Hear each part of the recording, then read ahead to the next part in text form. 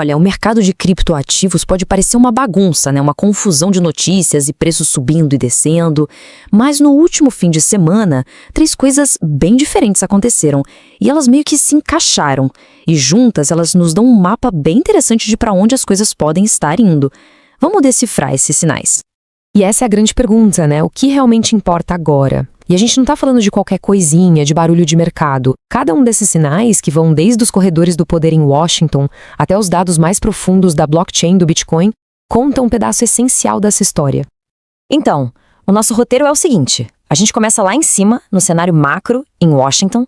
Depois, a gente desce para um evento bem específico de mercado, mergulha de cabeça nos fundamentos do Bitcoin e, no final, junta todas as pontas. Vamos lá para o nosso primeiro sinal, que talvez seja o mais poderoso no longo prazo.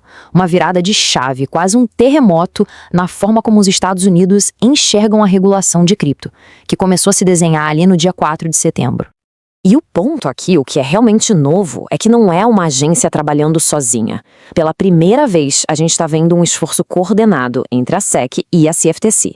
É como se o xerife do mercado de ações e o xerife do mercado de commodities decidissem finalmente sentar na mesma mesa e criar um plano juntos. Isso é gigante, porque conecta esses dois mundos de uma forma muito mais séria. Tá, legal.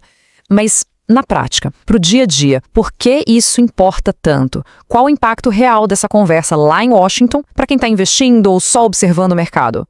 Gente, o ponto principal é o seguinte: clareza na regra do jogo é o que abre a porteira para o dinheiro grande, para o capital institucional. Pensa só, fundos de pensão, grandes bancos, gestores de ativos, eles finalmente teriam um caminho seguro e regulado para entrar nesse universo. E isso não só melhora o humor no mercado, como acelera a chance de vermos produtos como ETFs e ETPs sendo aprovados. Claro, a gente tem que ser realista, né? Tem os dois lados da moeda. A oportunidade de destravar esse capital institucional é enorme. Por outro lado, o risco é que, bom, a gente sabe como é a burocracia, o debate político pode arrastar a implementação por muito tempo. O anúncio é um passo importantíssimo, mas a maratona da execução só está começando.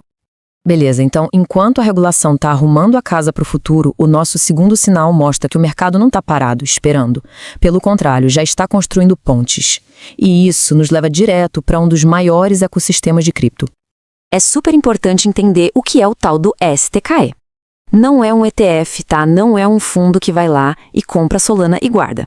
Pensa assim, é uma empresa, uma ação que você compra na bolsa, na Nasdaq, e o único objetivo de negócio dessa empresa é crescer junto com o ecossistema Solana.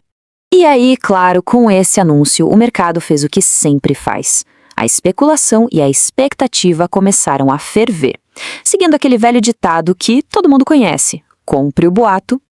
E a gente sabe como termina, né? Venda o fato. Isso cria uma expectativa de chacoalhão no mercado lá perto do dia 9 de setembro, quando a expectativa finalmente encontra a realidade da negociação. É um padrão que se repete sempre. Mas se a gente olhar por trás dessa agitação do dia a dia, a jogada é de mestre. Ela coloca Solana no radar de Wall Street, de um jeito que nunca esteve antes.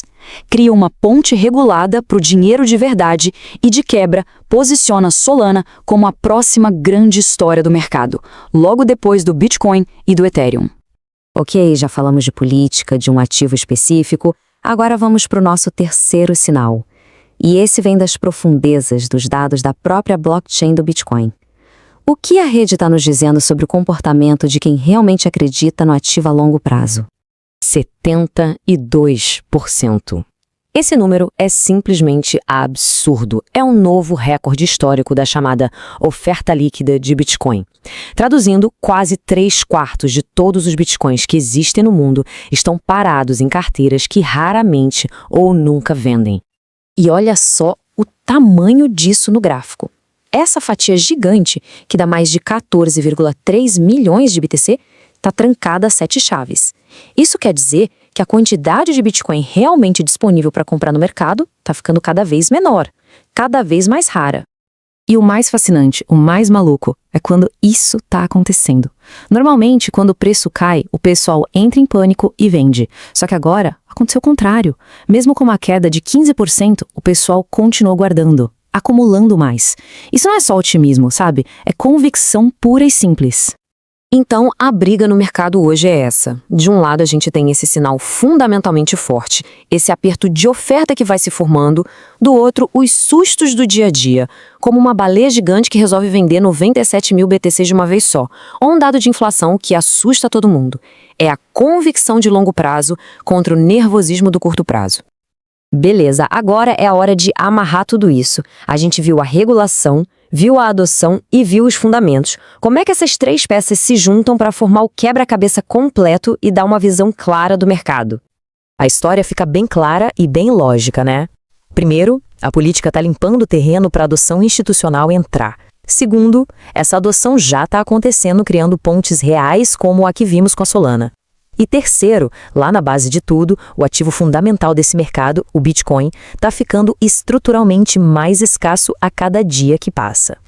Se a gente tivesse que colocar tudo numa frase só, seria essa aqui. A base para o longo prazo parece cada vez mais sólida, mais forte. Mas o caminho até lá, com certeza, não vai ser uma linha reta. Vai ter muita, mas muita curva. E isso nos deixa com a pergunta final. Os fundamentos e as grandes tendências parecem apontar para cima no longo prazo. Mas a volatilidade no caminho é uma certeza. A grande questão é: o estômago do mercado está pronto para aguentar o balanço do barco até chegar lá?